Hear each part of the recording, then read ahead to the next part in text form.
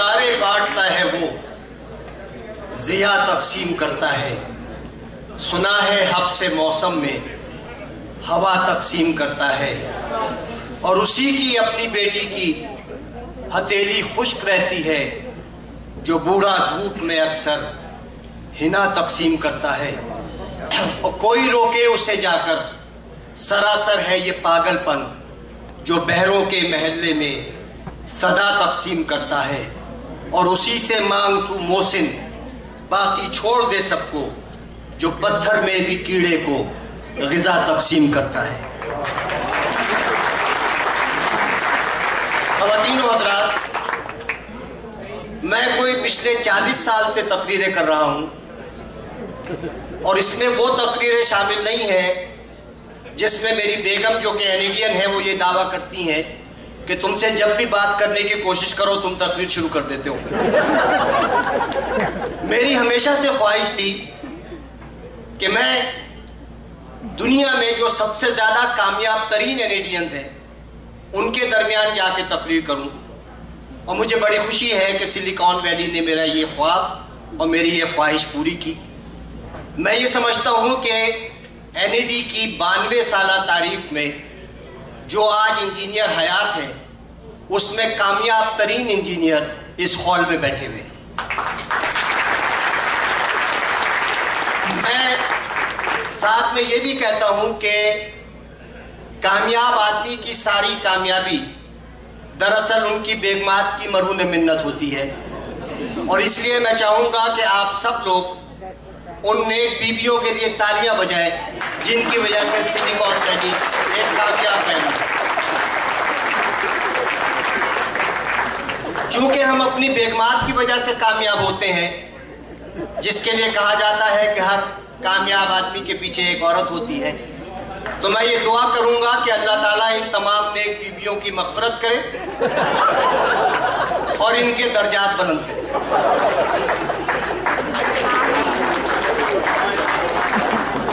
کہا جاتا ہے کہ دنیا کے تمام کامیاب لوگوں کو آپ ایک جگہ جمع کریں تو ان میں صرف ایک چیز کامن ہوگی کہ ان کا سینس آف ہیومر بہت اچھا ہوگا. لیکن ہماری بیگمات یہ کہتی ہیں کہ یہ سارا سینس آف ہیومر آپ کا باہر ہوتا ہے، جب آپ گھر آتے ہیں تو لگتا ہے کہ گرل فرینڈ کو دفنا کرا رہے ہیں. میں نے یہی بات سلیکان ویلی کے صفان اور مائک زیدی سے پوچھی کہ اس کی کیا وجہ ہے، تو مائک ادھر ادھر انہوں نے بیوی کو تلاش کیا اور چپکے سے کہنے لگے کہ آفتاب بھائی سینس آف ہیومر ہوتا ہی اس لیے ہے کہ گھر میں کم بات کرتے ہیں. میں یہ سمجھتا ہوں کہ ہم جب اسٹوڈنٹس تھے ایسا ایسا ہم نے اپنی زندگی کے منازل طے کی، ہم نے شادیاں کی، ہماری اولادیں ہوئیں، اللہ نے ہمیں اولاد سے نوازا، پھر ہم نے کیریئر میں عروج حاصل کیا، اور اب ہم ایک ایسے نہج پہ آ چکے ہیں، ایک ایسے اسٹیج پہ آ چکے ہیں کہ ہمارے بچوں کی بھی شادیاں ہو چکی ہیں. تو ایسے ہی دور میں ایک بچے نے اپنے باپ سے پوچھا کہ ڈیڈی کیا دادی ٹی وی پر آتی ہیں؟ ڈیڈی نے کہا کہ نہیں بیٹے، تم سے کس نے کہا؟ اس نے کہا کہ کل امی کہہ رہی تھی کہ دادی اس عید پہ تمہارے گھر رہنے آ رہی ہیں، اب گھر میں روز ایک نیا ڈرامہ ہوگا.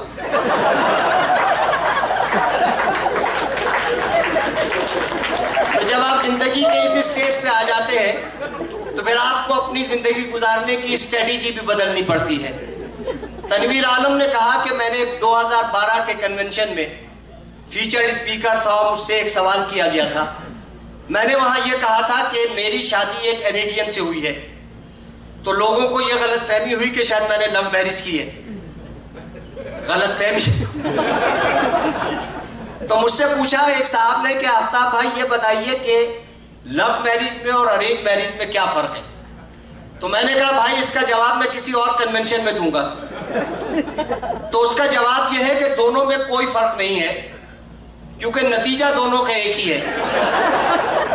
آپ شادی سے پہلے محبت کریں یا محبت کے بعد شادی کے بعد محبت کریں، دونوں صورتوں میں شادی کے کم از کم 2 سال بعد یا زیادہ سے زیادہ 2 سال بعد دونوں پارٹیاں اس بات پہ متفق ہو جاتی ہیں کہ مل کر ایک گانا گائیں کہ چلو ایک بار پھر سے اجنبی بن جائیں.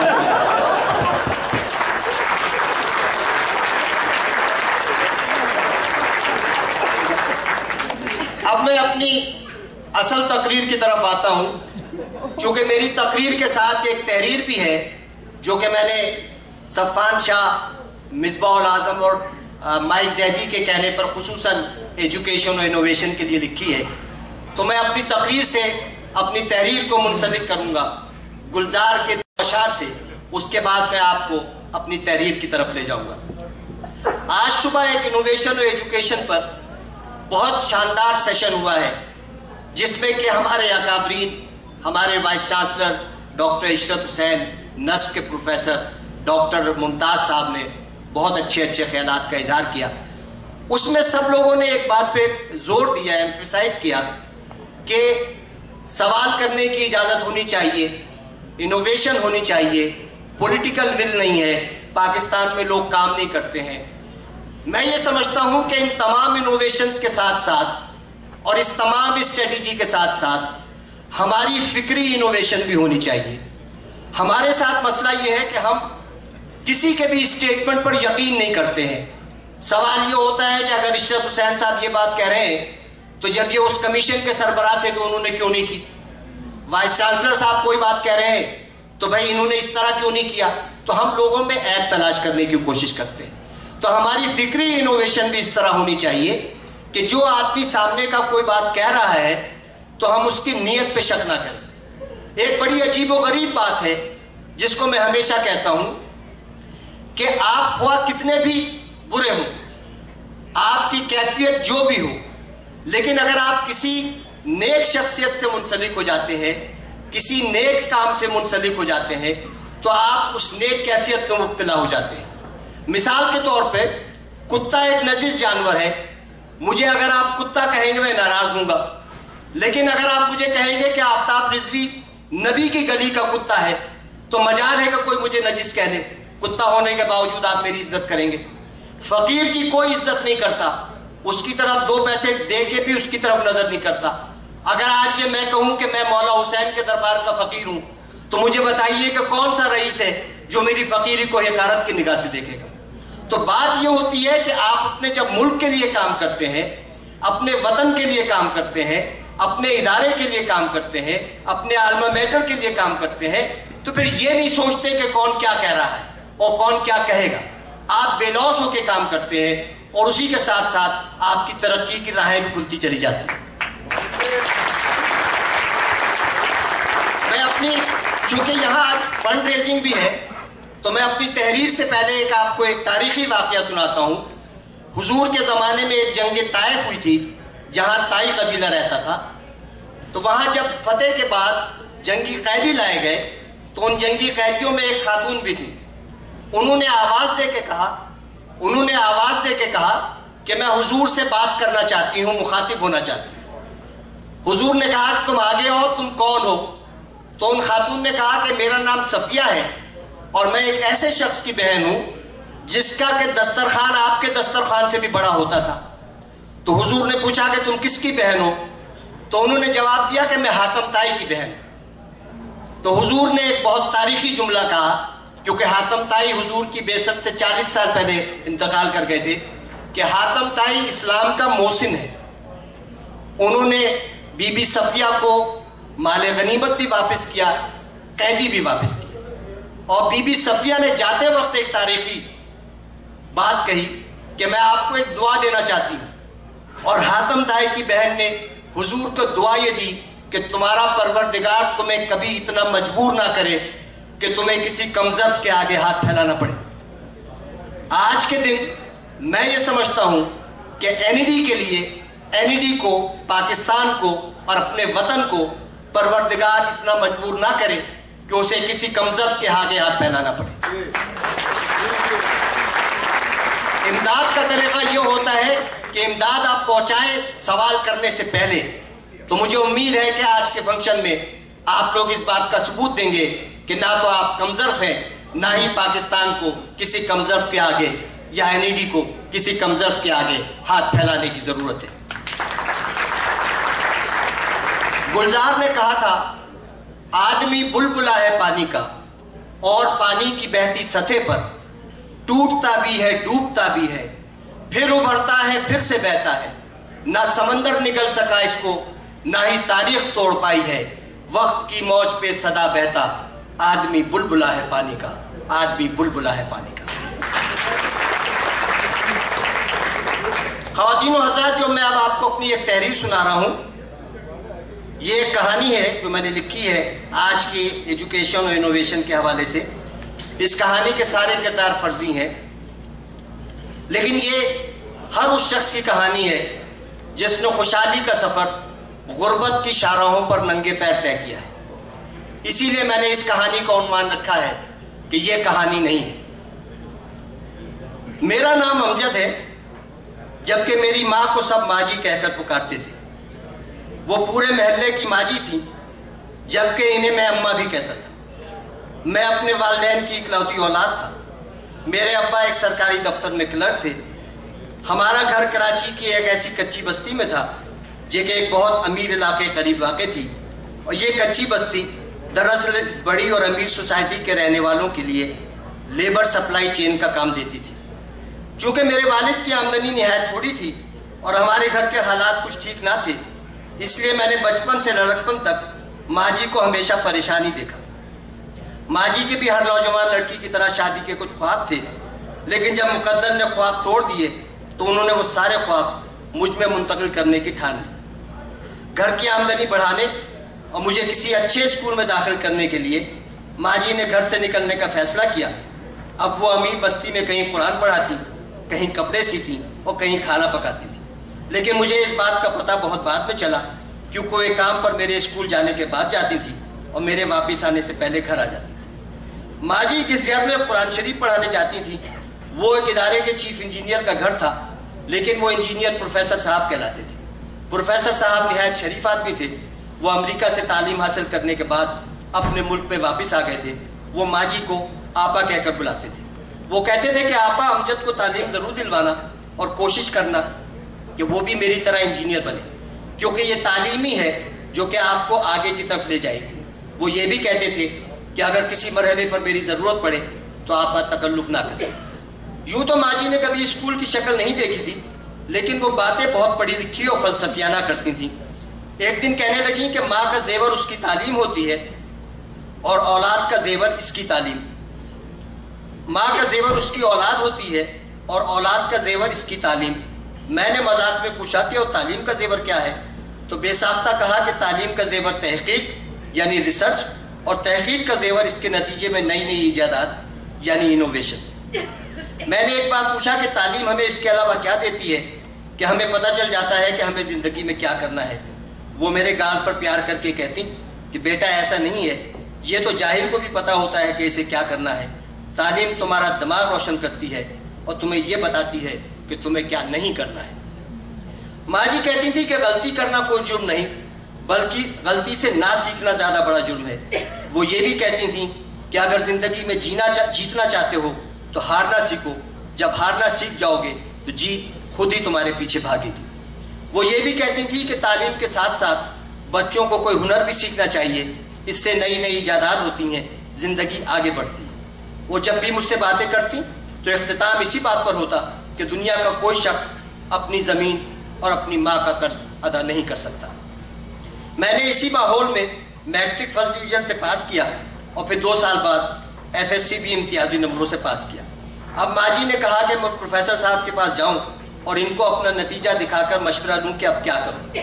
میں جب پروفیسر صاحب کے گھر گیا تو وہ ایک نہایت شفیق استاد کی طرح انہوں نے مجھے گلے لگا لیا اور کہا کہ بیٹا اب آپ NED میں اپلائی کریں تاکہ آپ کی ماں کا خواب پورا ہو سکے۔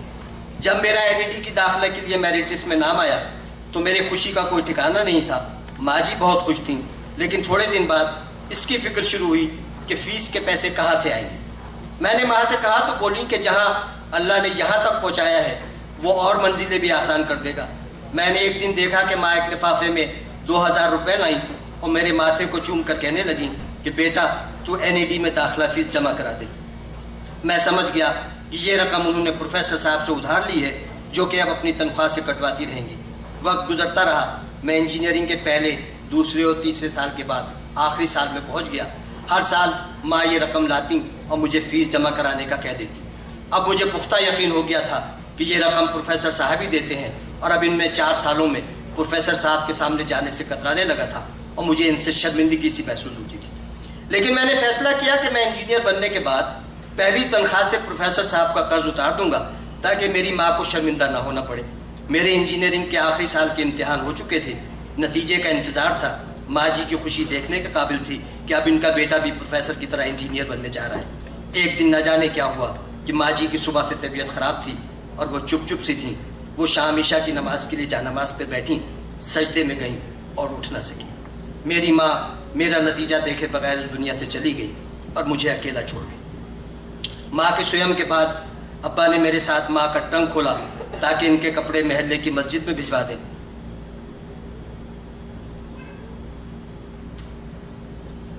اماں کا ٹرنک کھولا تاکہ کپڑے محلے کی مسجد میں بھجوا دیں اور ماں کی چوڑیاں احتیاط سے رکھ دیں تاکہ ان کی وصیت پر عمل کیا جا سکے.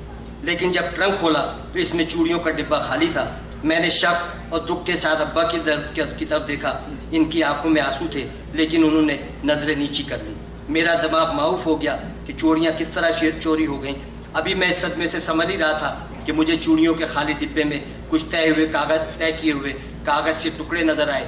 میں نے وہ کھولے تو میرے دل کو ایک شدید دھکا سا لگا کہ ارے یہ تو میری NED کی 4 سال کی فیس کی 4 رسیدیں تھیں.